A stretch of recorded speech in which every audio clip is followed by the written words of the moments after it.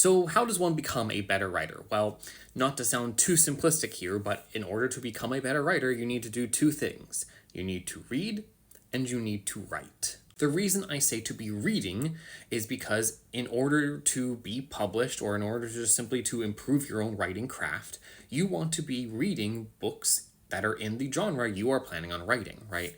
Both to understand what are the general conventions of the stories, what are some like the general tropes, right, of those stories that make those stories readable, right, that make people want to read those stories, that make those stories good, but also to understand a little bit kind of what is the market like, what is being published nowadays, what do publishers expect to maybe see from those stories, not necessarily so you can copy it or mimic it, but so that you can understand that, so that as you're writing, you can say, okay, well, if mine is completely divergent from this, then maybe I need to look at something else. The reason I say to also just be writing is because if you intend to improve your craft, you need to actually be writing. If everything just stays up in your head all the time, it's never going to get any better, right?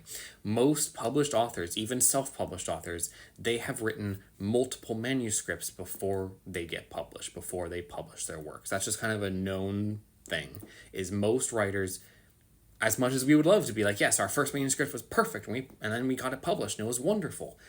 For most authors, that is just simply not the case. Like even my first book, Legend of Samantha Torres, that I published in 2023, this was the seventh manuscript I had written before I decided, and even this, I went through like multiple rewrites before I decided, okay, I'm going to try self-publishing it instead of going the traditional route, right? That's just kind of a known factor. And the funny thing is, I have had people tell me, oh, well, I just don't have time to read or I don't have time to write. And especially some of those people who resort to using generative AI with their stuff. And it's like, no one's forcing you to be a writer, right? No one's forcing you into this. And if you are not refusing to read and you're not writing regularly, then essentially that's just like going up to a professional basketball team and saying, hey, I want to play on your team, but I refuse to practice or, learn any sort of moves or anything like that. I just want to play on the team, right? That's essentially what you're saying. So if you want to actually be a good writer, you need to read books, particularly books that are in the genre you're planning to write, and then you just need to work on writing. Things are going to be messy to begin with, but they'll get better as you go along.